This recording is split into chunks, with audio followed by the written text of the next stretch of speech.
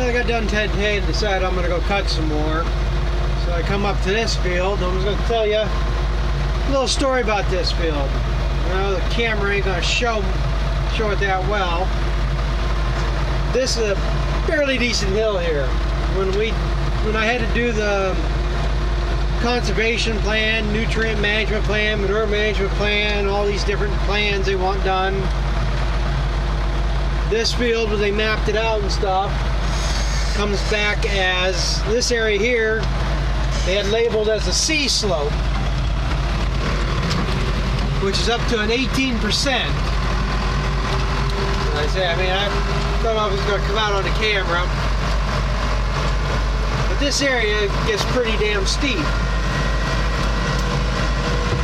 And when we did the plan, I actually had the guy from, I guess, the Conservation District just did it. I can't remember, it's been 10, 15 years ago.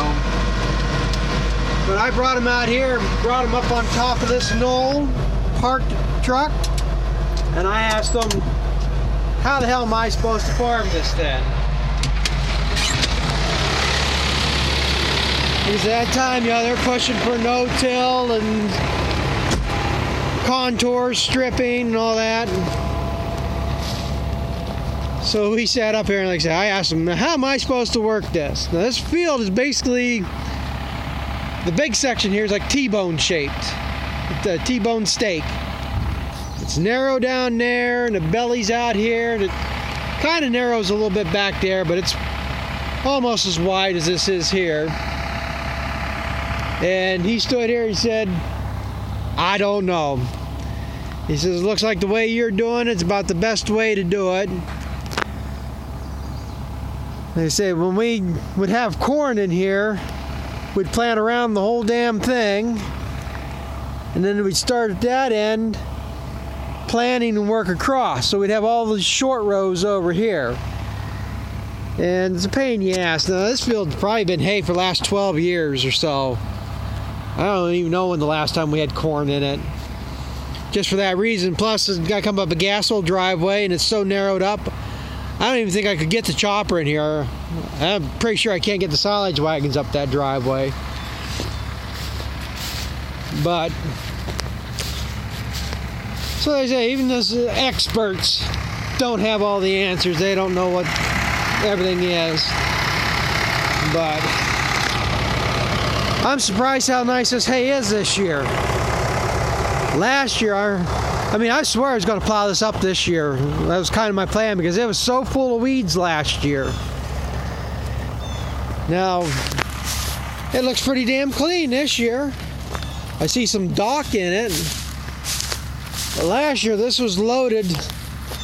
Can't think of the name of it. It's a small viney plant, wide leaf, and it's got these green berries on it. I see it all the time in cornfields, and I don't know how the hell we got so much in these hay fields. But even with the round bales, I got to unwrap them to feed the cows, and you'd grab a handful of hay, and you'd got a bunch of little prickers on it, and you get a handful of that. But yeah, it's like some fairly clean hay. I mean, it's getting on the ripe side now. It's been late, it's getting stemmy, but want to feed the cow some feather meal?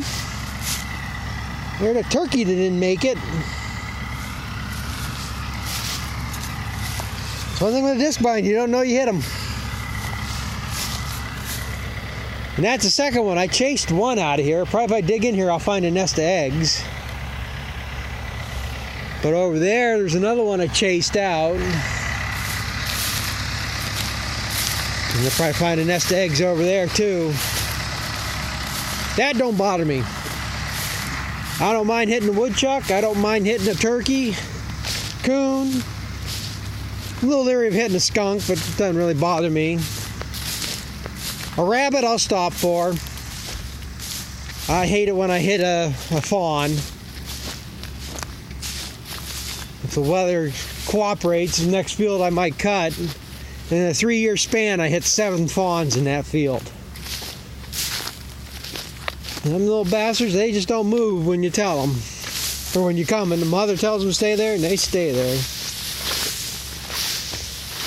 But I got this, I think it's like 2 acres in this piece here to mow here yet. In the back swat. But yeah, it's mainly orchard grass. I think that's canary grass there. That might be orchard, just younger. It's just volunteer stuff. That side hill over there, that flat stretch over there had a lot of this in it. I don't know what kind of grass. You know, there's Multiflower Rose right there. Don't need them bastards in here. But this is the biggest weed I see in here this year. Just these yellow tops, yellow flowers, wherever they are. I ain't much on what weeds are. Them yellow ones in this dock here. Christ, maybe it's rabbit. It's frothing at the stems. But damn deer flies are out now too. Bastards got a buzz in your ears. But yeah, always change plans. I started windrowing this field like I did the other ones. But this is basically my driest field. You know, it's so much of a slope. I wouldn't be surprised if you dig down in here and you'd find this a bed of gravel in here, the way this hill is. Okay, other than that back corner and that corner back there, pretty much I can go on this anytime. Like I said, unless it just rained and it's greasy trying to pull that hill loaded. Like I say, it left a little bit of a track. But the tires ain't running water. I mean, they're showing wet, but I think it's more because of the wet grass, not from the ground. But like I say, I started windrowing it, and the ground didn't seem so wet here, so I swatted it out. That way it'll start drying that much faster. And I say I'll come out here tomorrow. When I ted the other 2 pieces, I'll ted this one. And so I figure I'll cut this. This being a little bit cleaner stand, and like it is, this might actually bail before the other stuff. You know, this has got a better chance. Get a full day of sun on it tomorrow. This will probably bail Saturday. Like I say, that's hopefully if the baler holds together. I got a little bit of concern with this year, but I really don't want to spend the money on another baler right now, but I know where there's one at I would like to get, but if it's comparable, that's a problem. I run a Krone and I don't know what to do. I would love to get another Krone baler, but my Krone dealer gave it up last year. So my next nearest dealer is probably 50 miles away. I guess there's one up in New York State somewhere. I don't know if they're a little bit closer, but I might just go back to a New Holland baler. One thing with New Holland, they got pretty decent equipment, haying equipment. I don't care much of their tractors, but, or any new tractor for that matter, but yeah, I just ordered yesterday some new skirting for this. This is ripping off. They want $151 for that skirt. And then this one here is about ready to rip out. This lets go. I'm going to have a big hole there, be throwing rocks. And I think this is really wore down. I think that should be lower than what it is. Like I said, it probably should be about that much lower. They want $104 for that one. This one ain't bad yet. It's starting to rip out here and here. But they want $300 for that flat one. Now I got some conveyor belting around that's about 3 times heavier than this. My concern was, I don't know if I could bend it around to get this corner or bend this around. So figure, well, I'll get these 2 pieces, and if this one lets go, I can do this one in a conveyor belting, just a straight shot. And for $300 I'll do that. And I'm going to try to get this a little bit straighter. You wouldn't believe what they want for this damn shield right here. You believe that thing is $600 for that piece of metal?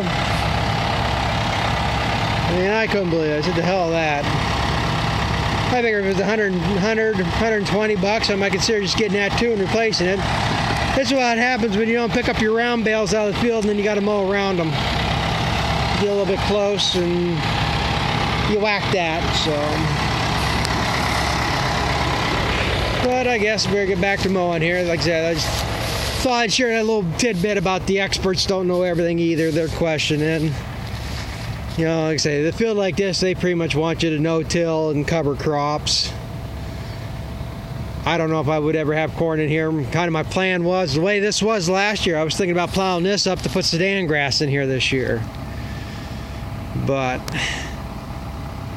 I don't know if that's going to happen now or not. As clean as it is, the biggest thing, I got woodchuck holes there.